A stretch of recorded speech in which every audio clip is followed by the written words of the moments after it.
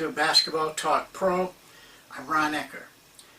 You know, as you move along your coaching career, some things just happen to evolve.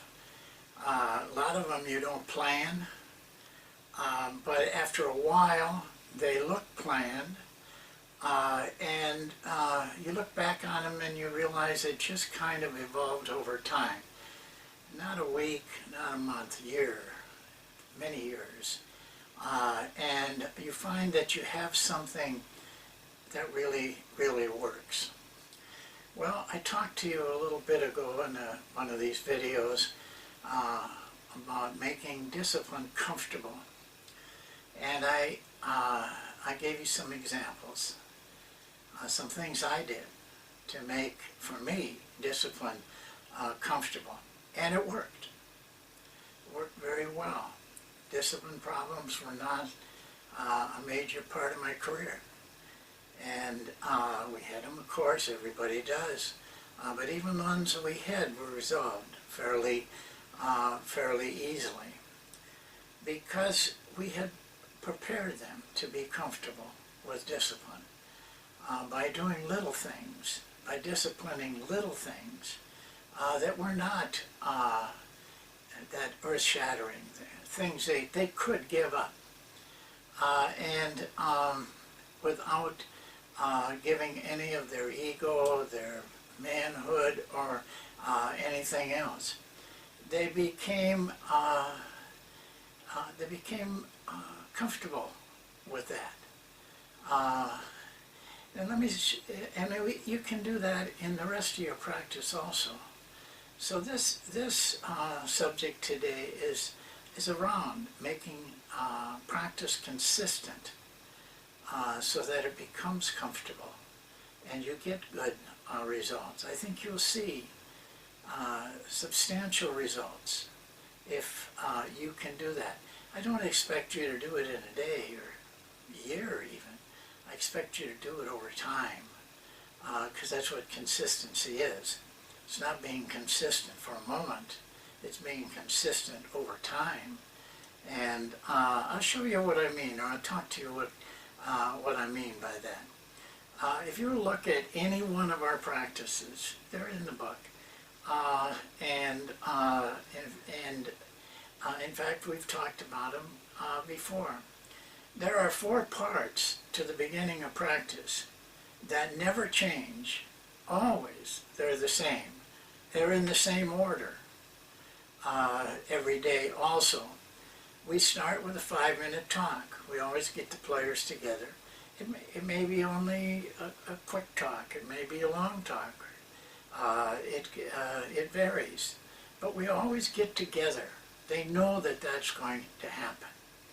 The next thing is we have a 10-minute shooting drill. The shooting drill is based on the shots that we get off of our offense, not just a shooting drill. This is a drill that completely relates to what we do offensively. Now we vary those. We have 1 and a 2. We vary them every other day, but they're still primarily the same shot. And we discipline it the same way. 3 minutes on the clock, you keep track of your makes, we record your makes. And every day we do that, without fail. And so the players move into that very quickly and very effectively. They just pick up the rhythm of it right away. Then the next thing we do is stretch, 10-minute stretch, not a long stretching period. I don't think you need that. I think you're wasting a lot of time. We don't allow the players to talk. This is a little difficult.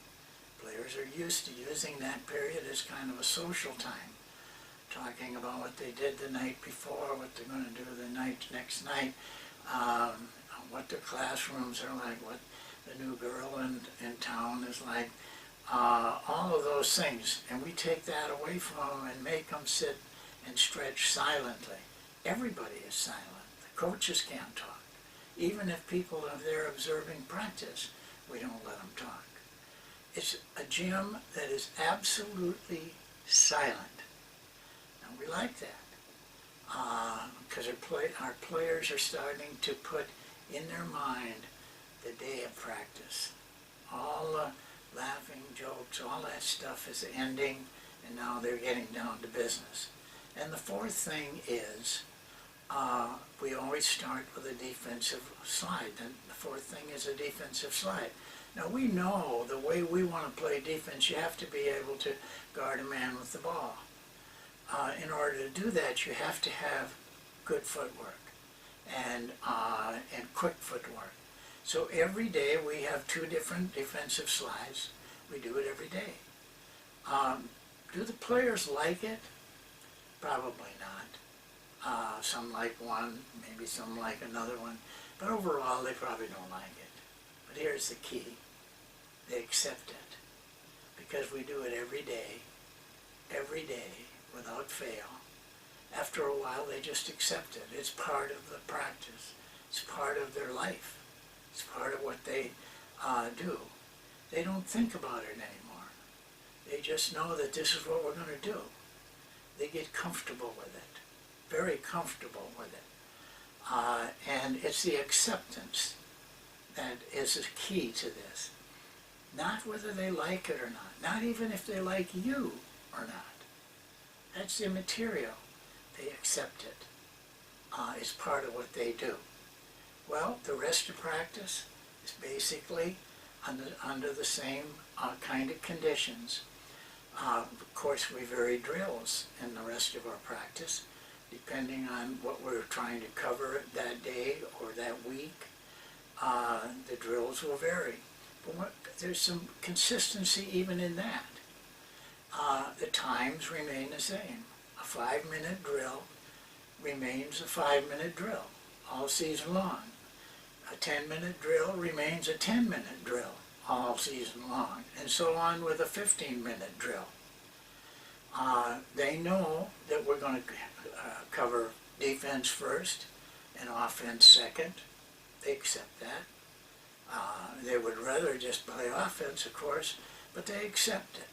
They accept it because they know it's going to be there every day. We're consistent with it. The drills are the same. We use the same drills all year long. After we've introduced them, taught them, let them get used to them, learn them. They maintain the same drills all year long. They get very comfortable. Now you can say during some periods they get bored. Yes, that's part of the evolvement of teaching and learning a drill. Of course they get bored. But after a while, they accept that. You have taught them how to accept that. They don't question it anymore, whether they like it or not. They just do it. It's part of what they do. They get comfortable with it. There's a comfort for them in knowing what is expected, knowing what they are to do, knowing what techniques they're supposed to become expert at. This is acceptance, not like, not prefer, not love, accepting it. Well, that brings comfort. That brings comfort to your practice. That brings comfort to the execution of the drills or the scrimmage or whatever we're doing. They learn that this does not mean that we're giving up criticism or instruction. Those continue the same way. It doesn't affect the intensity of the drill or the intensity of the coach. They're always there. Everything is the same. They're learning every day. They're being told when they're doing something wrong. They're being told when they're doing something right. Now this may mean that you speak in a mad voice one day, and the next drill you may be speaking in a kind, sympathetic, emotional voice. They accept that too. They accept that mad voice, because they know that on the very next part of the drill, they may be complimented all over the place for doing something right. They know that. They know too that when they're doing something wrong, they're going to be exposed. And they can accept that. They learn to accept that. It gives me a great deal of pleasure when we reach a point in our season where all of this falls into place. The acceptance is done, the comfort is there, the rhythm is there of everything we do. It gives me, even though I must maintain a high degree of intensity and involvement, it gives me a real pleasure to see how the players are reacting, what they're doing. They're doing pretty much the same thing. Same guys are telling the jokes. Same guys are, half-stepping it in certain areas.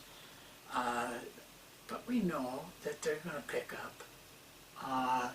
We accept them more because they're accepting us. And so the relationship between player and coach becomes one of high learning. High learning can take place under those conditions.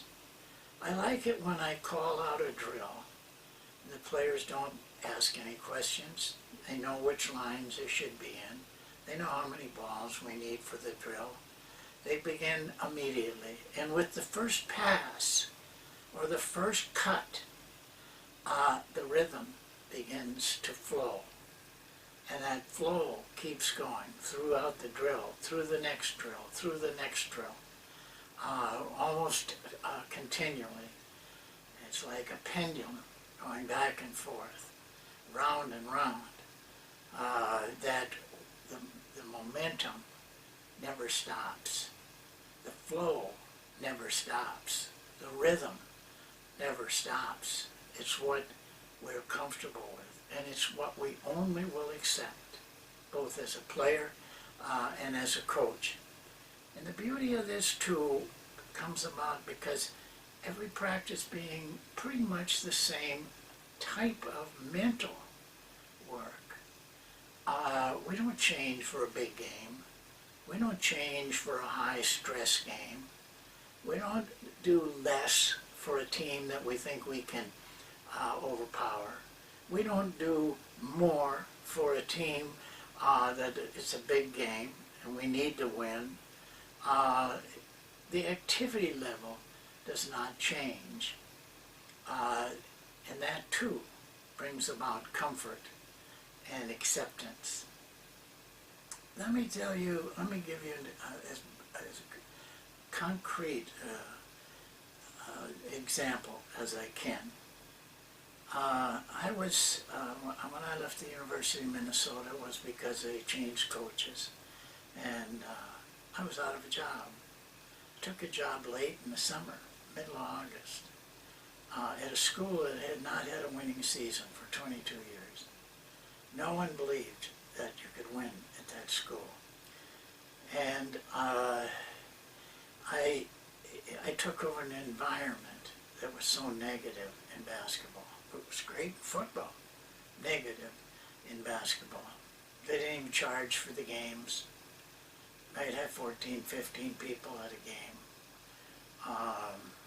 Kind of the laughing stock of the school. Well, and we had an odd team. We had an anomaly, really. 3 of our players had never played in high school. They had played some in junior college, a couple of them, one of them not even that, just played in playground ball. These were kids from the inner cities, New York, Chicago, Los Angeles. They couldn't make their high school team. In those areas, that was not unusual. Those were high-level, high-powered athletes in those areas. And we had a 4th player, and you've heard me talk about him, that couldn't practice. That was a team that should have been in despair. Well, They had been 8-28 the year before we came there. That year they won 28 and were 8. And not only that, they won their way into the national tournament. After all of this, we had 6-1 forwards, 6-4 centers. We just did not, we had no substitutes to help us. We just were not a team that should win. But we were 28-8 on the way to the national tournament. All of a sudden, these players went from a laughing stock to nobody watching the games, to big crowds, to being honored in every way. And one of the honors was in the media attention. And when we were named to go to the national tournament, we had about 3 or 4 days of practice. A reporter asked to come and watch practice and talk to the players. I gave him permission. He watched practice, and then he interviewed each player. He asked each player the same question. Do you like the system? This is a different system, and obviously you've had success. Do you like this system? To a man, they said, no, I don't like this system. Not one of them liked what we were doing, but they accepted it. Now, that would have crushed most of you to read that in the paper. But to me, it was just a matter of them accepting what they had to do. They did add a number of them, but we liked the winning. We liked the fact that we win with this system. And that was enough. They accepted the rest. They accepted playing in a structured system that they didn't care for. And because of that, they had a great success. So you see, it isn't whether they like it or whether they like you. Those are immaterial things. It's, will they accept it? Just accept it. That is something they have to do to get the results that they want to get. And the results they wanted to get, and most players do, and most teams do, is success. They want success. And they will accept almost anything to be able to have the pleasure and the feeling of success.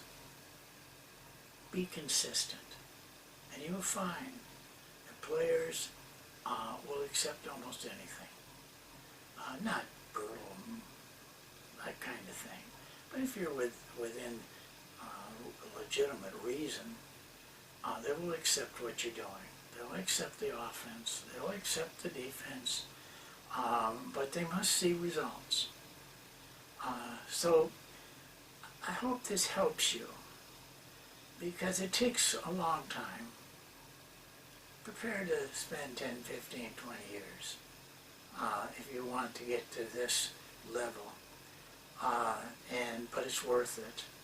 Your years in coaching will be so much more comfortable and so much easier and so much more satisfying. Well, that's it for this time. I hope that, as I always do, that you gain something from these videos. But most of all, I hope that you take it home and put it in action. It doesn't make any difference what I say. It doesn't make any difference how we look. None of that makes any difference. What makes a difference in your life, in the player's life, is to take something and make it work, and make it work for you. Thank you. We'll see you next time.